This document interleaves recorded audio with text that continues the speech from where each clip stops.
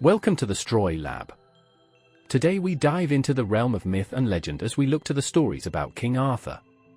There have been many movies made about King Arthur over the years, but they have usually focused only on the king himself and the cornerstones of the legend. However, there are a lot more stories told about King Arthur's knights rather than the king himself. Today, let's brainstorm about how to adapt those into movies or a TV series. First, we have to search for some legends that are adapted less often and do not deal with the king himself directly. There are legends about specific knights. Gawain and the Green Knight. Other Gawain stories. Gareth the Fair Unknown. Owain the Knight of the Lion. Caradoc of the Strong Arm. Sir Pellinore and Sir Palomides and the Questing Beast. And parts of the saga where the king is not involved. The Tales of Sirs Balin and Bolin. The Exile of Sir Owain. Lancelot's Adventures. Tristan and Isolde and the stories surrounding them. With that out of the way, we do not need many ingredients. Focus on the knights and knightly adventures. Multiple knights shall be featured. The different knights should have distinct characteristics that are demonstrated in their respective stories. Distinct mythological feeling. Let's put them in and let the mixture cook for a while.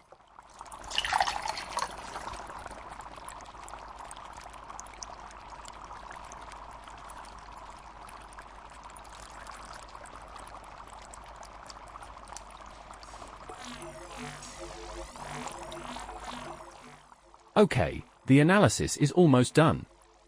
Here we go, let's have a look at the results. The Knights of the Round Table. We begin the story in the early days of Camelot. King Arthur is just returning from a war with multiple rival kings.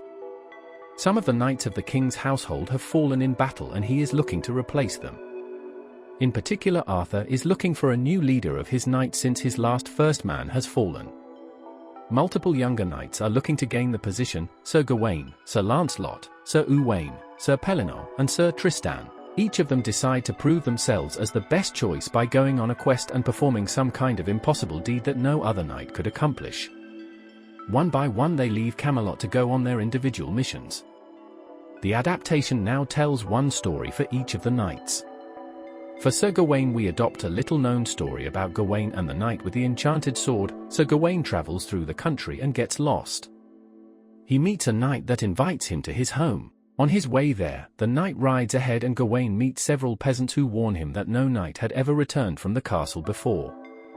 However, when he arrives, Gawain finds no danger. Instead, he meets the lovely daughter of the host, who is quite into him. Gawain is overjoyed when the beautiful girl joins him in bed that night. However, the girl warns him not to touch her and points to a sword that hangs on the wall over the bed. The sword, she explains, would slay anyone who would do something improper in the bed. Gawain does not believe it and touches her. Immediately the sword jumps at the wall and wounds him. From then on, Gawain lies on the other side of the bed frustrated but does not make another move. He is rewarded the next day, when the host is so impressed with Gawain's restraint that he allows a marriage between the knight and girl. The ceremony is made the very next day, and the next night Gawain and the girl share the bed without the sword moving. For Sir Lancelot we adapt a story from Malory. Sir Lancelot is so confident in himself that he falls asleep beneath a tree. He is picked up by a group of queens with bad intentions. Chief among them is Morgan Le Fay, who tries to force Lancelot to take one of the queens as his wife. Lancelot does not agree to their demand, so they lock him into a chamber in the castle. A young girl saves him from captivity, asking that Lancelot support her father King Bagdemagus in return. Lancelot agrees and rides to help Bagdemagus, winning the battle for him single-handedly.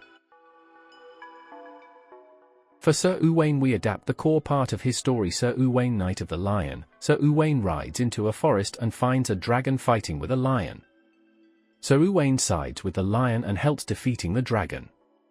The lion then joins Sir Owain as his trusted companion. A bit later, Owain comes to stay in a castle where it is the weird custom that the guest must duel the two brutal hosts of the place at the same time. The hosts demand that the lion must be locked away during that duel. While Owain holds his own, he has no chance against both of the knights. The lion can feel this and breaks out of his prison, runs up and saves Uwain. Uwain thanks the lion and decides never to part from him again. Sir Pelinor's story is simple in comparison. He goes to hunt the questing beast, searching and chasing it across the entire country. He also gets a glimpse of the other knights on their quests. Eventually, Pellinor runs himself to total exhaustion and must return to Camelot, giving up his claim to the spot at Arthur's side, but swearing to go out and hunt the questing beast as soon as he felt up to it again. Last but not least, we need a story for Sir Tristan. While everyone will of course think of the tales surrounding Tristan and Isolde, this story seems too large in comparison to the stories of the other knights. Instead, we will adapt a story of a great duel between Tristan and Lancelot. Tristan, being a bit dreamy, comes to the land of the maidens and there faces off against Lancelot, high from his victory in his own part of the story. The duel is long and fierce and ends in a draw. But Lancelot cannot let it stand and demands a rematch. They fight again, with Lancelot winning when Tristan is caught sleeping. In the end, all 5 knights return to Camelot and hope that they will be chosen to be the new leader of Arthur's knights. But the king surprises them by presenting them with the Round Table and revealing that he never intended to choose between them. He considers them all equal among the best knights of the world. And they all become the first knights of the Round Table. Okay, let's quickly summarize this story.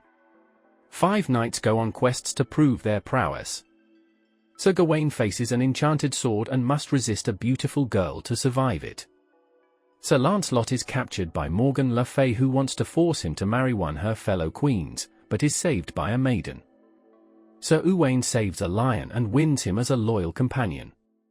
Sir Pellinor hunts the questing beast but cannot catch it. Sir Tristan duels Sir Lancelot and it ends in a draw. When they return, King Arthur reveals the Round Table and makes all of them knights of equal rank. Please note that everything presented here is simply the results of an experiment. No part of this presentation is intended as a correction of an existing story or claims to be the real story. The selection or omission of any parts of the source material is not to be understood as commentary, positive or negative, on the original productions. These are simply thoughts and experiments based on existing material, and none of it could be created without the work of all those involved in creating the original works. As with any scientific result, you may utilize any of the story ideas that resulted from these experiments for your own experiments or production, while citing this experiment as its source. It is now closing time for our lab. Goodbye until next time.